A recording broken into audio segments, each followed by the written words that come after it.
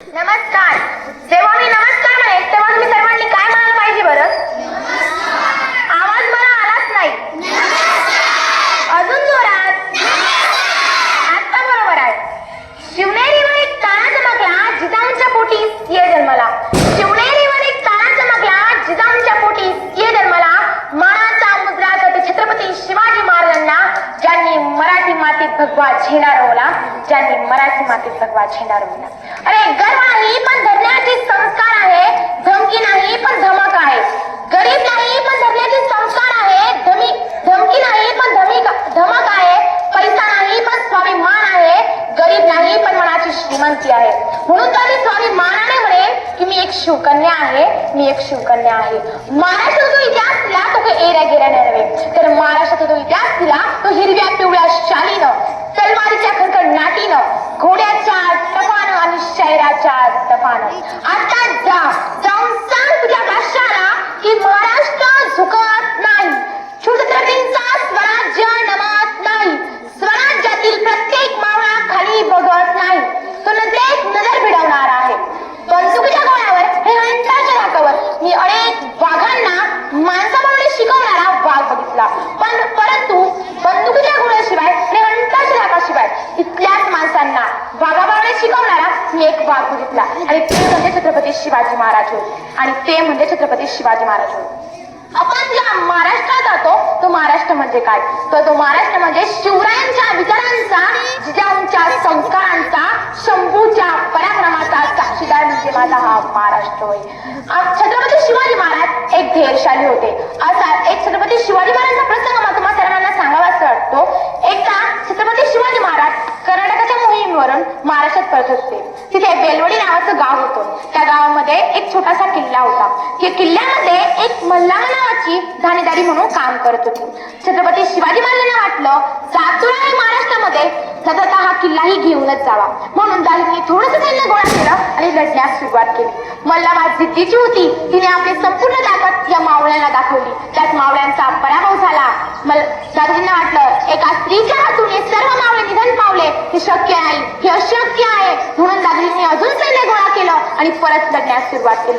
त्यात मल्हाराला कैद करून छत्रपती शिवाजी महाराजांपुढे हजर केलं. तेव्हा मल्हाराला वाटतो जसा प्रत्येक राजा आपल्या गुन्हेगाराला मरण्याची शिक्षा देतो, तसा हा राजा सुद्धा मला आणि माझ्या छोट्याशा बाळाला मरण्याची शिक्षा देणार. तेव्हा छत्रपती सेनापतीला म्हणाले, जाऊन दुधाची बाटली घेऊन या. हा माझ्या मांडीवर दिसतोय ना, हा माझा भाचा आहे.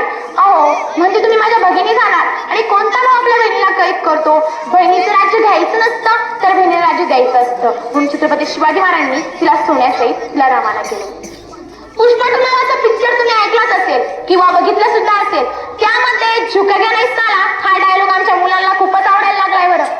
त्या पुष्पा 2 झुकेगा नहीं साला म्हणणारा तो पुष्पा तुमच्या सर्वांचा आदर्श असेल की नाही हे मला माहित नाही, पण वयाच्या 32व्या वर्षी डोक्याच्या केसापासून ते पायांच्या नखापर्यंत डोळ्यातील एक एक बुबुळ घालून ज्याने रक्ताचा अभिषेक या मातीला घातला, तो सर्जा संभाजी तुमच्या सर्वांचा आदर्श असलाच पाहिजे. तो सर्जा संभाजी तुमच्या सर्वांचा आदर्श असलाच पाहिजे. छत्रपती कोणी म्हणतं मला छत्रपती शिवाजी महाराजांसारखं व्हायचंय, तर कोणी म्हणतं मला येसुबाईंसारखं घडायचंय, कोणी म्हणतं मला ताराबाईंसारखं व्हायचंय, तर कोणी म्हणते मला संभाजी महाराजांसारखं व्हायचंय. ज्याला व्हायचं असेल ना त्याला मला एकच वाक्य सांगायचं आहे, नेहमी लक्षात ठेवा, ज्याला बाईतली ताई का आली तो मुक्ताईचा न्याणा झाला. ज्याला बाईतली ताई का आली तो मुक्ताईचा न्याणा झाला. ज्याला बाईतली आई का आली, ज्याला बाईतली मैत्रीण का आली तो राधेचा श्याम झाला. ज्याला बाईतली पत्नी का आली तो सीतेचा राम झाला. आणि ज्याला बाईतली आई का आली तो जिजाऊंचा शिवबा झाला, तो जिजाऊंचा शिवबा झाला. माझे छत्रपती शिवाजी महाराज नेहमी स्त्रियांचा आदर करत होते. आज जर एखादी स्त्री माझे शब्द ऐकत असेल ना, तिला मला एकच सांगायचं आहे, अगं तलवारीपेक्षा कृष्ण तुझ्या नजरेची धार आहे, महाराष्ट्राची बागीन तू भवानी मातेचा वार आहे. अगं भगव्याची लक्ष्मी तू स्वराज्याची मेघ आहे. कमी समजू नको तू स्वतःला, तू जिजाऊंची लेक आहे, तू जिजाऊंची लेक आहे. ना वाकणार ना झुकणार, ना वाकणार ना झुकणार, अन्यायाविरुद्ध पलटून मार करणार, सन्मानाने जगणार आणि सन्मानानेच मरणार. हे हिंदी स्वराज्य आहे. इथे आयाबायांची पूजा केली जाते. माझे छत्रपती शिवाजी महाराजांचं निधन झालं आणि औरंगजेब खाली आला. मस्जिदीच्या पायथ्याशी तो म्हणू लागला, ए खुदा तेरे जन्नत के दरवाजे खुले रखना, माओ इज्जत करने वाला शेर शिवबाप के पास आ रहा है, शत्रूंना सुद्धा अभिमान वाटावा असा माझा शिवबाप. हर हर महादेव आवाज सुटला, मुघलांच्या कपाळी घाम फुटला. हर हर महादेव आवाज सुटला, मुघलांच्या कपाळी घाम फुटला.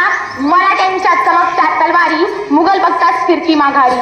राजा, ओ राजा, अजून तुम्ही 10 वर्ष जगला असताना, अजून तुम्ही 10 वर्ष जगला असताना तर मुघलांनी सुद्धा कपाळावर भगवाच लावला असता, मुघलांनी सुद्धा कपाळावर भगवाच लावला असता.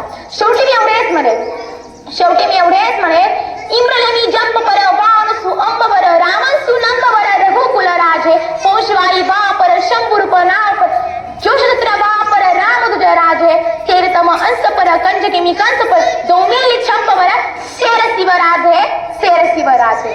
असे ते प्रौढ प्रताप पुरंदर, क्षत्रिय कुलावंतांस, सिंहासनाधीश्वर, राजाधिराज योगीराज, श्रीमंत